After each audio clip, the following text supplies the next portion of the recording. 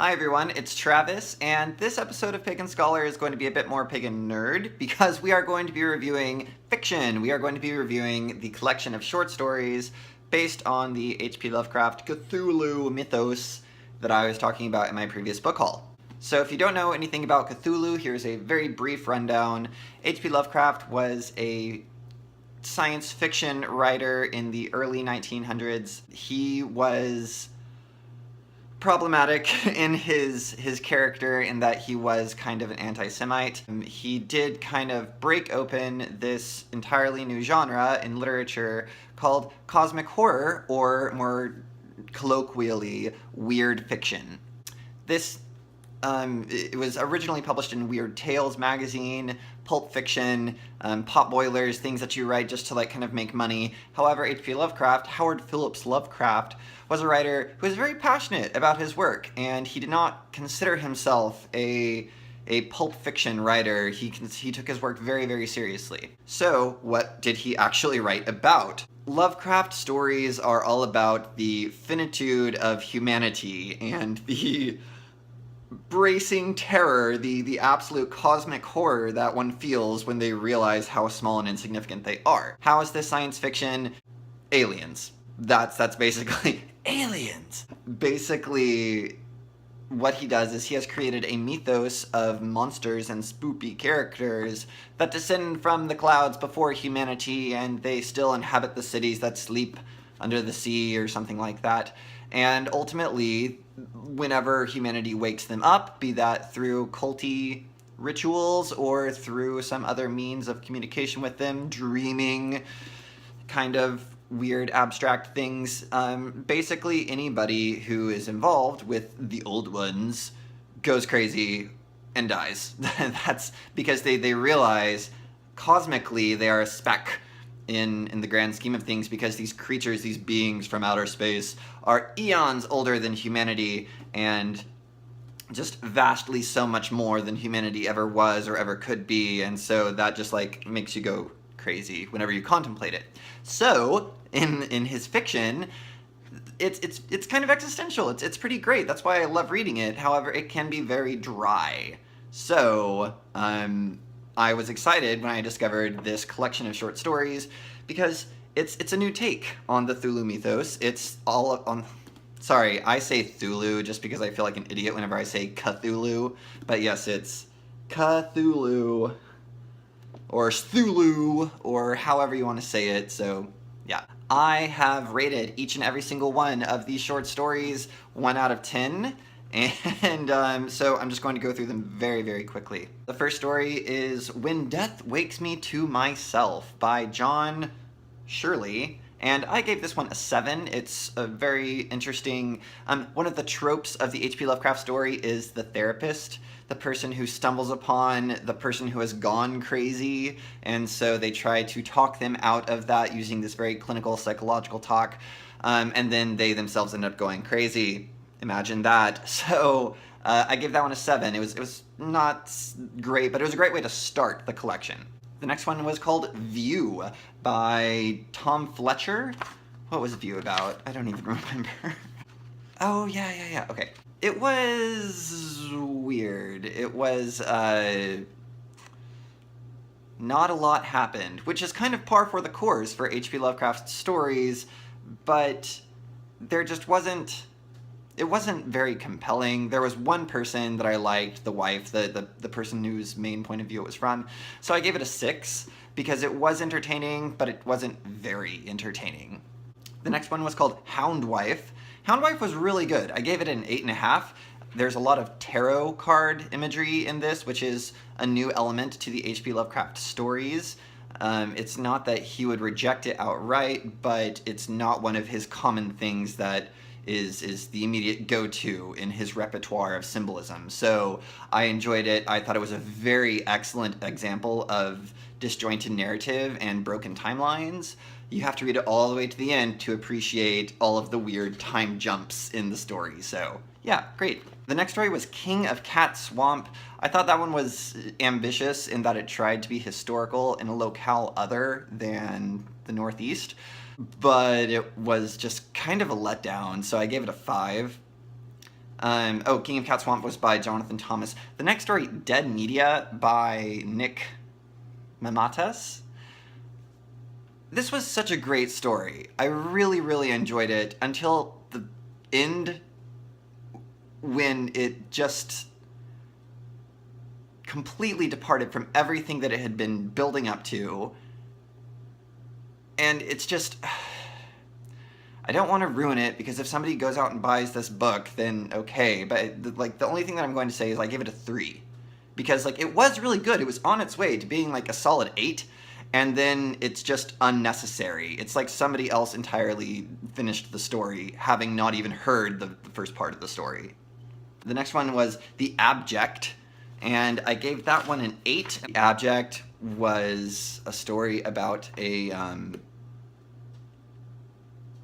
There's a trigger warning for The Abject. The Abject is about abortion, and it's a very powerful story. It involves, actually there's other triggers involved too, suicide, and so it is a powerful story, and I appreciated what the author did, and I felt that they were very mature, and they were very sincere and authentic, and they did not discredit those issues by making it an H.P. Lovecraft story, which would be very easy to do if you're sloppy with it, but that author did not. So good job. Good job, Richard Gavin. Dahlias, the next story by Melanie Tim, was one of my favorites because it kind of summed up how I feel about the universe, I guess. I don't know. I gave it a 9. I thoroughly enjoyed it. It's basically just an exchange between an old woman and her daughter, her granddaughter. I can't even remember. I read it so quickly, but it was a very, it paid correct homage to H.P. Lovecraft's original theme of the insignificance of humanity. So, good job. Bloom is the next story by John Langan. This one was okay. I really liked the character. She was feisty. That's another thing. In most of these stories, there's a lot of female protagonists, which is good, because in the H.P. Lovecraft stories, it's a lot of male protagonists, and they're very tired, blasé anti-heroes, and these are strong female protagonists, and I really enjoyed that. I gave it a 7. It was good. It was good for what it was. It had a good tone. I could probably give it a higher score, but for now I'm just giving it a 7. The first story that I read, because I read this out of order, was And the Sea Gave Up the Dead by Jason C. Eckhart. And it's a historical fiction piece. It's set in like the Darwinian explorative times, set in a sea log style. I think those are not fun. I'm sorry. I tried to say they were fun, but they're not. I gave it a 6 because it was good, but there are some errors that you can notice. It's sprinkled with normal speech and then like old speech. It doesn't, I don't know, I felt there was disjointed continuity, whatever that means. Casting Call by Don Webb. I gave it a 7. It's a fresh new take in the fact that it is a non-white narrative. H.P. Lovecraft was a product of his time. He was racist, and he would never have put Latinos in his stories. And so I felt that that was a really excellent way to engage with new audiences and to explore these feelings through different cultures that normally have no place in H.P. Lovecraft stories. I feel like cosmic horror is for everybody, so I think that it's important that we include other demographics in this fiction that is applicable to all. So the next story, The Clockwork King, The Queen of Glass, and The Man with 100 Knives by Daryl Schweitzer. I gave that a 7 as well. It was good, but it was just kind of unremarkable. It was fun fantasy, but okay, there's really not much I can talk about. And The Other Man by Nicholas Royal, also a 7. It was a very short story. It was very, I don't want to say abstract, it was experimental in its horror. It was very quiet, it was very demure, and I feel like, you know, you can usually speak louder with silence sometimes, and I feel like this was an exercise in that, and it did a good job, so yeah. Waiting at the Crossroads Motel by Steve Ransnick Tim. I gave that a 5 because it was just the main character was an asshole. And I mean, like, that was part of the audacity of the character, the fact that he beat his wife and slapped his kids around, but like, you're already dealing with cosmic horror. Why do you have to make the main character a douchebag to begin with? Like, this is just like, let's not do that. The Wilcox Remainder, I also gave that a 5. It was very much so a return to the classic H.P. Lovecraft story. It just kind of dawdled along in an insane asylum, and the person doesn't know if they're going crazy or not. So, good job, but it just kind of unremarkable. Correlated Discontents was the other favorite that I had, and I gave that a 9 as well. This was fantastic, and I'm actually going to read you something out of this. So, like I said, okay, real quick, Correlated Discontents by Rick Dakan, I'm sorry. But this is a perfect example of how H.P. Lovecraft was a racist person. He was a product of his times, and it's not... this story explores what H.P. Lovecraft would do if he were in the present, dealing with the dialogue of race that we have now, and through... I'm not going to give away anything, but the premise of the story is there is a machine that combines linguistics and technology and databases and things, science fiction, to basically have an author simulated authentically into reality. Anyways, this is the line that sums up the bottom line, the bedrock of the philosophy of H.P. Lovecraft. An hour passed and Lovecraft continued to hold his own, impressing and provoking the audience. Finally, Miss Harper called time and offered us the last word. Lovecraft only gave me one choice to sum up his feelings on the discussion. Nothing really matters, and the only thing for a person to do is to take the artificial and traditional values he finds around him and pretend they are real, in order to retain the illusion of significance in life which gives to human events their apparent motivation and semblance of interest. Y'all, that's... okay. If the universe is meaningless, if humanity is a speck in the spectrum of time, that's your bottom line. That's H.P. Lovecraft for you. And the fact that they were able to stay true to that mythos, but also weave into it the conversation, the dialogues that are happening about race, fantastic job. It's such a good story, and it ends really good. Like, there's a nice twist at the end, so I thought this was a great story. I should probably rate it a 10, but I gave it a 9. Skinless Face by Donald Tyson. I'm sorry, it's just, like, this was one of the first things that I learned whenever I was in junior high English class. When you're writing a story, you can't end it with your character dying. You can't end it with your character committing suicide. It's a cop-out. It's bad writing. It's poor storytelling. It's not that those stories don't happen and that those stories don't mean something, but artistically, if you're going to end all of your character struggles at the very end,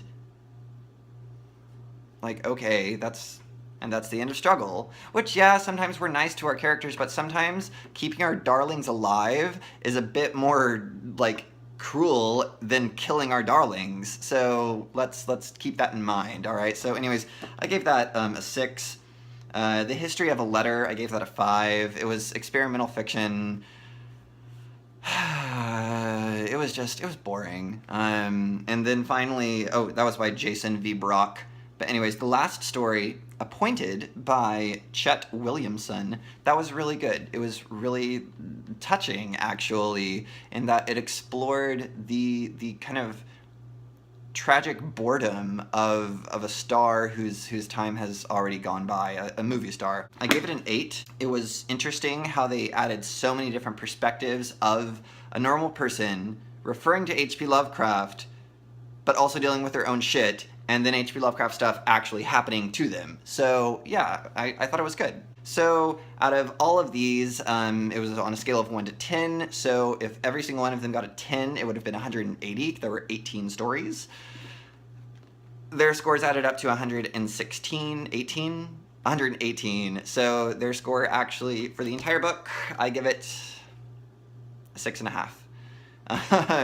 I feel like there could have, it's a better collection of stories than that, but Dead Media just brought it down into the slums because it's such a shitty story. It was on its way to a great story, but it ended just fucking terrible. Don't let that deter you from getting the book if you're into H.P. Lovecraft. If you are into the Cthulhu mythos, then you're going to like this. I think it's a great buy. I bought it for, I don't even remember, but it wasn't even more than $10. It was like $6 or $7. So yes, this is edited by S.T. Joshi by Titan Books.